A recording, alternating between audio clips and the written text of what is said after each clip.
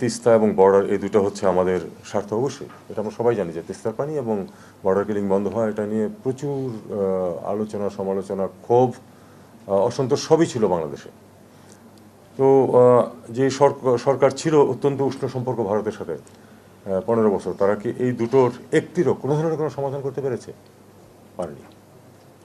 অর্থাৎ এই বাহ্যিক উষ্ণতা মূল বিষয় না, মূল বিষয় হচ্ছে যে আমাদের স্বার্থ উদ্ধার হচ্ছে কিনা। স্বার্থ উদ্ধার হচ্ছিল না স্পষ্টতই।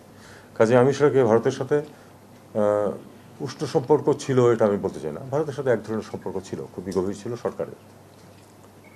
পাকিস্তানের সাথে সম্পর্ক ডেলিবারেটলি খারাপ করে রাখা হয়েছে, কিছু সিদ্ধান্ত ছিল যার কারণে পাকিস্তানের সাথে সম্পর্ক আগের তুলনায় ডেটোরিয়েট করেছিল।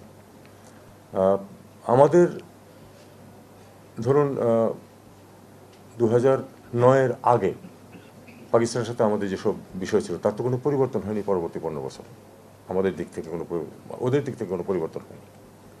বলতে পারেন আপনারা যে ক্ষমা চায় নাই, বলতে পারেন যে অ্যাসেট ভাগাভাগি হয়নি, সেটা আগেও হয় নাই পরেও হয় নাই।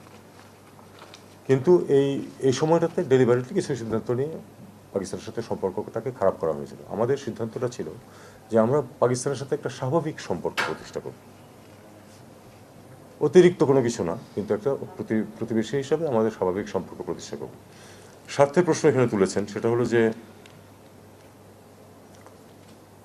আমাদের যদি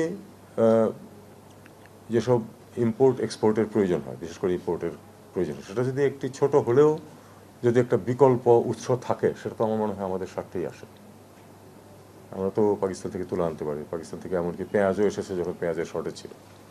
এবার তো পেঁয়াজের শর্টেজ নেই, কিন্তু যখন ছিল তখন আমাদের একাধিক সোর্স থাকলে সবসময় তো সুবিধা। কাজে সেই সময় আমি মনে করি যে পাকিস্তানের সাথে সম্পর্ক যদি ভালো হয়ে থাকে, ভালো হয়েছে বলে আমি মনে করি।